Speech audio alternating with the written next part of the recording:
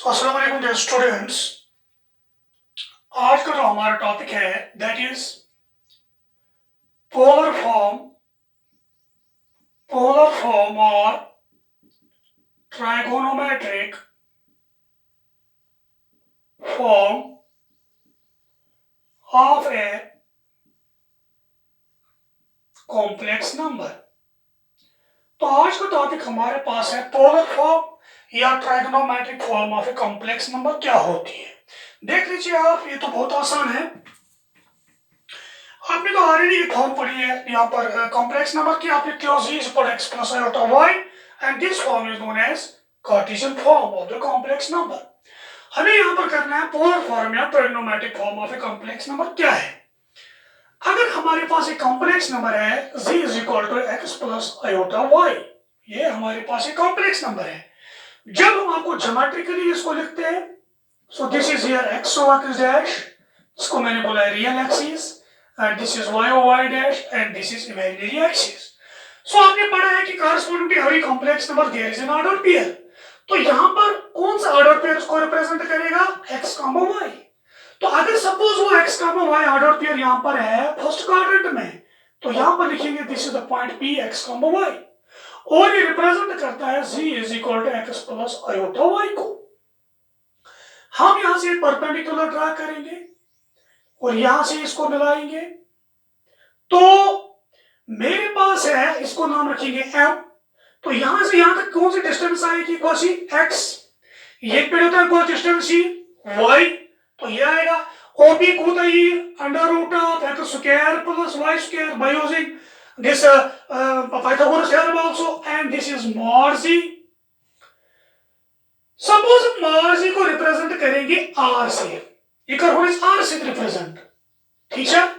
तेरे वनो सीधे इस राइट ट्रायंगल ऐसे बनो, ये राइट ट्रायंगल्स में अगर ये में दरमियान एंगल के मोनस कोता थीटा, हम मस करो sin theta. sin theta is this is the perpendicular PM and this is hypotenuse OP। तो sin थीटा हमारे पास आएगा PM कितना है y डिवाइड बाय OP क्या है mod z क्या हमें रखा r। सो हमारे पास आएगा y is equal to r sin theta, ये हमारे पास आएगा। ऑल्सो अब हम निकालेंगे यहां पर cos theta, cos is base is OM, hypotenuse is OP, तो this is x divided by r। तो इसका मतलब है by cross multiplication x is equal to r cos theta आएगा। तो हमारे पास यहां पर y आएगा r sin थीटा, x आया है r cos थीटा। तो अब हम इस x और y का वैल्यू इस कॉम्प्लेक्स नंबर में सब्स्टिट्यूट करेंगे, तो हमारे पास z आएगा, x की जगह क्या आएगा r cos थीटा, प्लस फिर आया आयोटा, y की जगह क्या आएगा r sin थीटा। तो यहां पर z हमारे पास निकलेगा r बाहर, तो अंदर आएगा cos theta plus iota sin theta. तो ये सर्चुअल कॉम्प्लेक्स नंबर z हमारे पास है, इसमें x और y नहीं रहा, कार्टेशियन फॉर्म में नहीं रहा, इसमें दूसरी फॉर्मूला हो गई। कौन सी फॉर्म में आया, इसमें r इस्तेमाल हुआ और थीटा इस्तेमाल हुआ, ट्रिग्नोमेट्रिक रेशियोज इस्तेमाल हुई z में, और इसी z को हम लिखते हैं z is equal to r by Euler's form cos theta plus iota sin theta, it is e power i theta, Euler's form. तो z लिखेंगे या r is equal to this cos theta plus iota sin theta या e power i theta को हम denote भी करते हैं cis theta और cis theta e power iota theta, या हम लिखेंगे cos theta plus iota sin theta. तो दिस फॉर्म जो कॉम्प्लेक्स नंबर है ये फॉर्म, तो इस फॉर्म में थीटा और r इस्तेमाल हुआ है और इसी फॉर्म का नाम पड़ा है trigonometric form of a complex number, या बोलेंगे polar form of a complex number.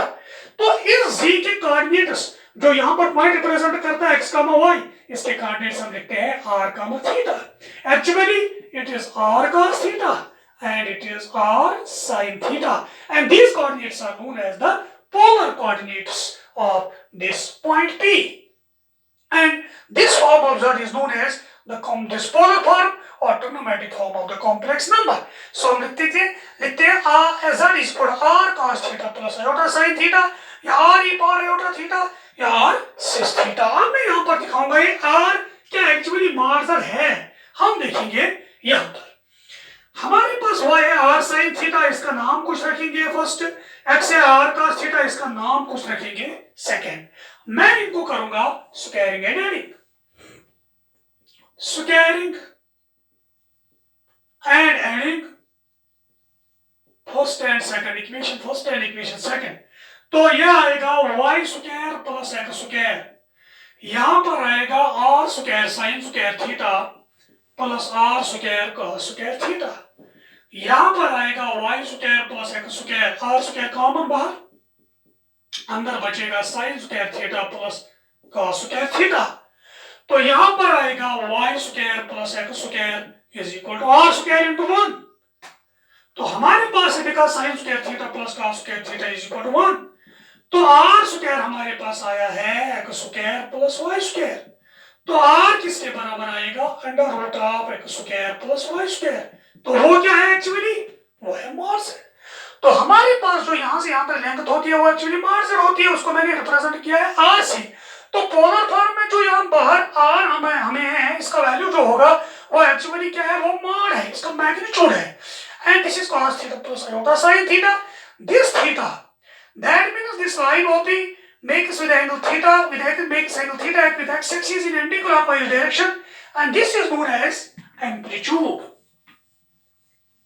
So R को क्या बोलेंगे यहाँ पर, मॉडुलस, थीटा को क्या बोलेंगे, एम्पलीट्यूड, एम्पलीट्यूड या बोलेंगे argument, and is denoted by लिखें AMP amplitude of Z, या लिखेंगे ARG argument of Z।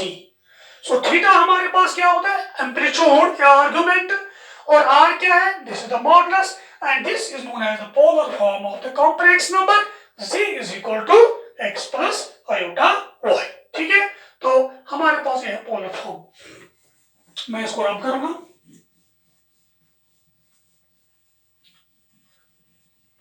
तो आपके पास पोलर फॉर्म में सिंपली आता है, अगर आपके पास कोई कॉम्प्लेक्स नंबर है, suppose z is equal to 1 plus iota root 3, ये आपके पास कॉम्प्लेक्स नंबर है, इसको कन्वर्ट करोगे आप पोलर फॉर्म में, तो सिंपली आप कैसे करोगे, x का वैल्यू क्या है 1, y का वैल्यू क्या है रूट 3, आप इसको इजीली कर सकते हो। Put 1 is equal to r cos theta and this root 3 is equal to r sin theta, फिर थीटा का वैल्यू निकालोगे और r का वैल्यू निकालोगे और इसमें सब्स्टिट्यूट कर सकते हो आप इजीली। लेकिन उससे पहले मैं आपको आर्गुमेंट के बारे में कुछ बताऊंगा। आर्गुमेंट तो आपने देखा है, argument is actually an angle which OP line OP makes with the positive direction of x axis. तो यहां पर देख लीजिए, उसमें फिर आता है प्रिंसिपल आर्गुमेंट, प्रिंसिपल आर्गुमेंट।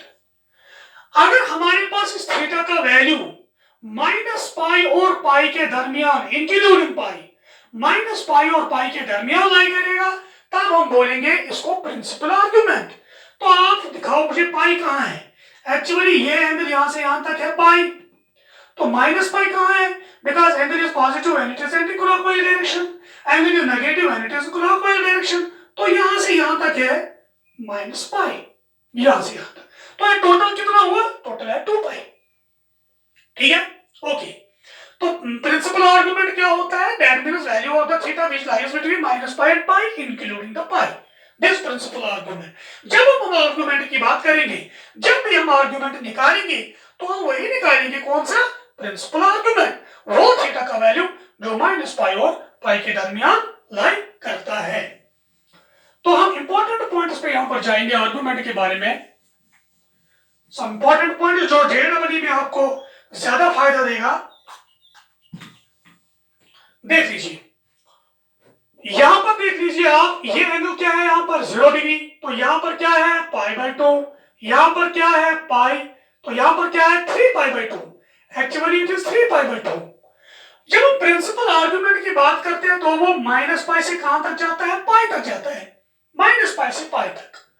अगर मेरे पास कोई कॉम्प्लेक्स नंबर है, वो इस पॉजिटिव एक्स एक्सिस पे लाई करता है, पॉजिटिव रियल एक्सिस पे लाई करता है, या कोई कॉम्प्लेक्स नंबर यहां पर, तो इसका जो आर्ग्यू जो इसका एम्पलीट्यूड है वो कितनी डिग्री है, वो कितना है 0 डिग्री। तो इसके साथ यहां पर कोइंसाइड करेगा, इसके साथ कितना एंगल बनाएगा एक्स एक्सिस के साथ 0 डिग्री, रियल एक्स के साथ 0 डिग्री एंगल हमारे पास आएगा। सो पहला पॉइंट यहां पर है, पहला पॉइंट यहां पर है, if a complex number lies on positive x axis, यहां बोलेंगे यहां पर real axis, then amplitude of z वो कितना है 0 डिग्री। दूसरा पॉइंट, अगर हमारे पास if a complex number c lies on positive y axis या पॉजिटिव इमेजिनरी एक्सिस इसको बोलते हैं, imaginary axis, then amplitude of z यहां पर अगर लाई करेगा तो क्या आएगा π/2, बिकॉज π/2 माइनस पाई और पाई के दरमियान लाई करता है, 0 भी करता है। तीसरा point, if a complex number z lies on negative real axis, then amplitude of z यहां पर अगर लाई करेगा तो क्या आएगा पाई आएगा, बिकॉज पाई तो इंक्लूडेड है।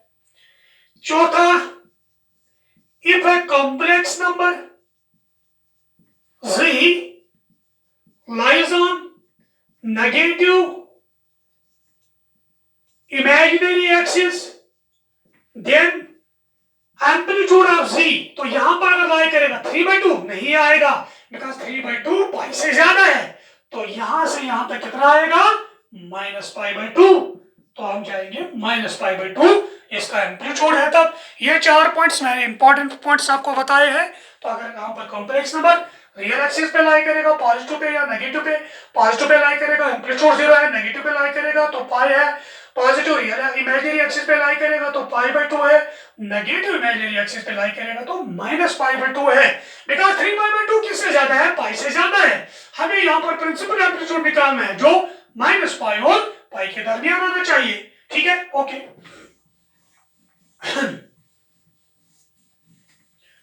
तो एक अहम चीज यहां पर है आर्ग्यूमेंट के लिए, थीटा के लिए जब आप निकालते हो वो क्या करते हो आप, अभी आपने पढ़ा है कि हमारे पास एक कॉम्प्लेक्स नंबर है x प्लस आयोटा y, तो मैंने x क्या रखना है r cos थीटा, तो y क्या रखना है r sin थीटा, वो तो हमने ऑलरेडी निकाला है, ये कैसे इसके बराबर है।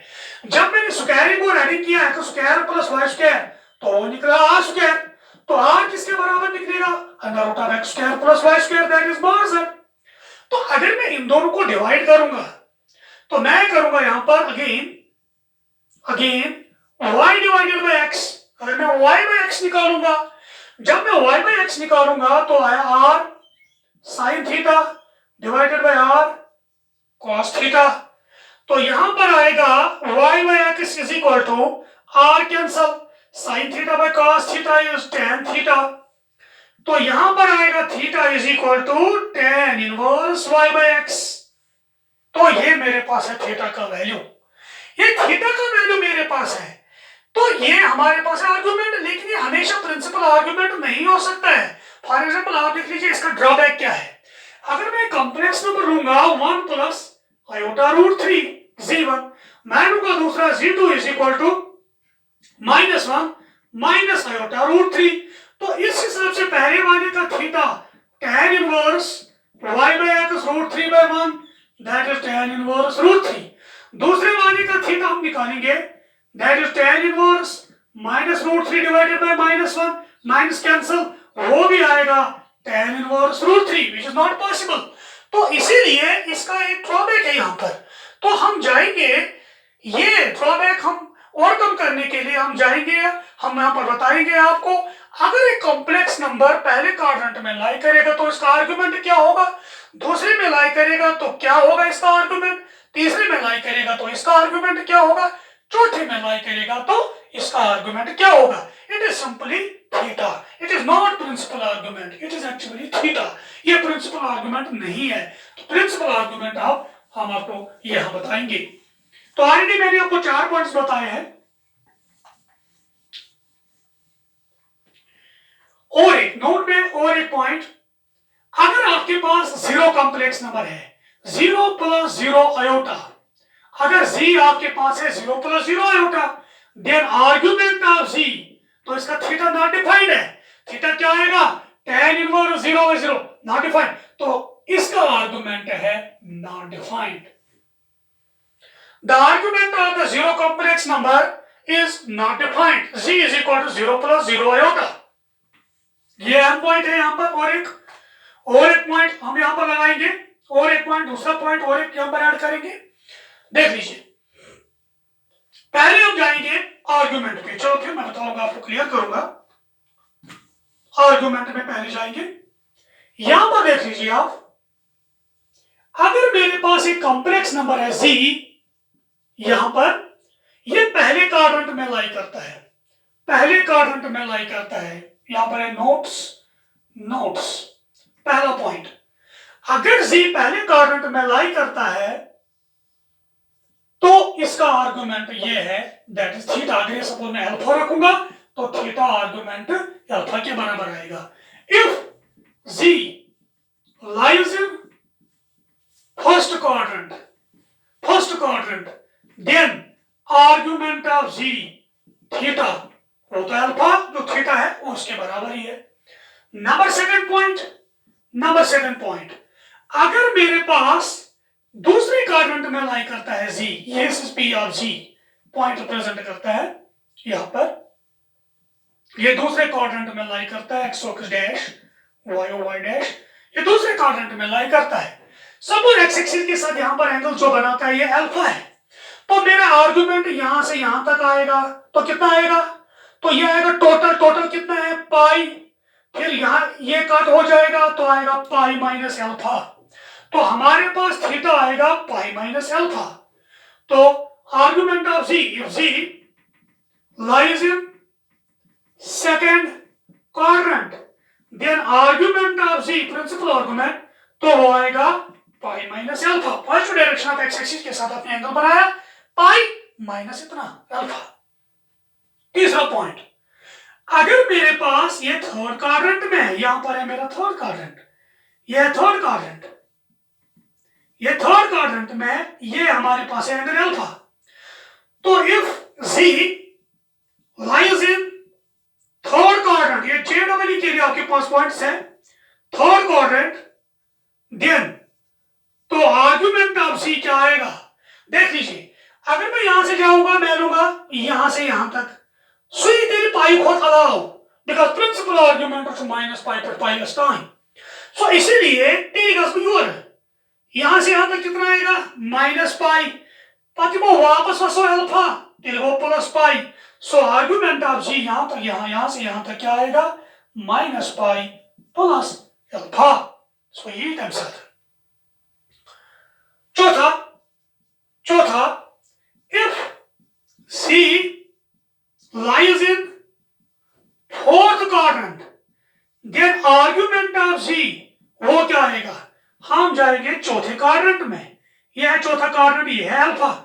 अगर कोई और ये पेड़ होता है, ये पाई बहुत ज्यादा समझने नहीं, इसलिए ये मोइसी पेड़ होता है। सो थीटा ये बराबर तेरे से ये minus theta, so it is minus alpha, लिख सकते हैं, then it is minus alpha, theta is equal to minus alpha, because angle is also शपाई एंटी इज अपर छु क्लॉकवाइज डायरेक्शंस में, सो इसीलिए तेरे से ये नेगेटिव एंगल। सो आपके पास ये 4 पॉइंट्स है that are very important points here. पहले क्वाड्रेंट में अगर कॉम्प्लेक्स नंबर लाई करेगा तो थीटा अल्फा तो इक्वल है। सेकंड क्वाड्रेंट में यहां पर अल्फा है, नेगेटिव एक्स एक्सिस के साथ एंगल बनाया, मुझे पॉजिटिव एक्सिस के साथ लेना है तो pi minus alpha. Third quadrant में minus pi plus alpha. Fourth quadrant में तो हम निकालेंगे यहां पर that is minus alpha, that is minus theta. तो हम क्या कोशिश करेंगे, हर किसी जगह हम थीटा निकालने की कोशिश करेंगे। जब यहाँ पर थीटा निकालेंगे हम तो हम इजीली यहाँ पर कर सकते हैं pi minus this, minus pi plus this and this is minus theta. तो ये है आर्गुमेंट्स। अगर हम यहाँ पर ये आर्गुमेंट्स अप्लाई करेंगे, आपने पढ़ा है जी अगर आपके पास कॉम्प्लेक्स नंबर है तो माइनस जी कहाँ लाई करता है, तो इसका कॉन्जुगेट वो कहाँ लाई करता है, वो आप इजीली आपने किया है। देख लीजिए यहां पर मेरे पास एक कॉम्प्लेक्स नंबर है z that is x plus iota y, तो माइनस ये क्या आएगा? माइनस ये आएगा minus x minus iota y। ये पॉइंट आएगा x कामा y, ये पॉइंट आएगा -x माइनस y। तो अगर z पहले क्वाड्रेंट में लाई करता है तो -z कहां लाई करेगा? ओ दोनों नेगेटिव कहां है? दोनों नेगेटिव यहां है, तो यहां पर आएगा -x minus y, that is -z -x minus iota y, इसमें लाई करेगा। तो अगर मैं लूंगा इसका conjugate z bar, that is x plus iota y का bar x minus iota y, ये है x कामा y, ये आएगा x comma minus y, x positive y negative, तो यहां पर आएगा z बार आएगा x minus iota y, coordinates x comma minus y, ये z बार। अब हम निकालेंगे इसका नेगेटिव माइनस z बार, जब हम माइनस z बार निकालेंगे तो आएगा माइनस, ये आएगा प्लस, तो माइनस x प्लस y, तो यहां पर आएगा माइनस z बार किसके बराबर आएगा? Minus x plus iota y, तो यहां पर आएगा और रिप्रेजेंट करेगा x comma minus x comma y, यहां रिप्रेजेंट करेगा। ठीक है, ओके। अब हम देखेंगे इनके यहां पर जो प्रिंसिपल आर्गुमेंट्स है वो क्या होंगे। तो अगर z आपके पास है यहां पर पहले क्वाड्रेंट में है तो इसका प्रिंसिपल आर्गुमेंट वो तो थीटा खुद है। अगर यहां पर है माइनस z बार, ये तो दूसरे क्वाड्रेंट में लाई करता है, तो इसका है बताइए टोटल क्या है? पाई माइनस अल्फा, तो यहां theta is equal to alpha, pi minus alpha. ठीक है, अब यहां पर है तीसरे क्वाड्रेंट में हम यहां से नहीं जा सकते बिकॉज ये पाई से ज्यादा होगा, तो हम यहां से जाएंगे, it is minus pi plus alpha, ये इसका आएगा प्रिंसिपल आर्गुमेंट। और ये चौथे क्वाड्रेंट में है यहां पर, तो आएगा theta is equal to minus alpha, ये आएगा इसका प्रिंसिपल आर्गुमेंट। तो आपने देखा होगा यहां पर अगर आपके पास एक जी कॉम्प्लेक्स नंबर है, उसका आर्गुमेंट जी बार का माइनस जी बार का माइनस जी का, तो ये आपने इजीली सीखा है यहां पर, तो ये आपको जेडब्ल्यू में मदद दे सकते हैं। That are most important points here for JW, तो इजीली कर सकते हो। अगर आप कोई भी क्वेश्चन आप ले सकते हो यहां पर, आप डायरेक्टली उसको निकाल सकते हैं यहां पर, उसको पोलर फॉर्म में कन्वर्ट कर सकते हो और उस पे आप प्रिंसिपल आर्गुमेंट और एम्पलीट्यूड मॉडुलस भी निकाल सकते हो। तो थोड़ी सी एक एग्जांपल हम यहां पर क्रिएट करेंगे, फिर हम कंक्लूड करेंगे। देख लीजिए, मैंने क्वेश्चन लिया था let c is equal to 1 plus iota under root 3। तो पहले ये देख लीजिए x भी पॉजिटिव है y भी पॉजिटिव है, ये कहां लाई करेगा? फर्स्ट क्वाड्रेंट में लाई करेगा। जब ये फर्स्ट क्वाड्रेंट में लाई करेगा तो आपको पोलर फॉर्म में कन्वर्ट करने के लिए put x is equal to r cos theta, तो 1 है r cos थीटा, तो यहां पर रूट 3 r sin थीटा, तो ऑलरेडी आपको सिखाया है।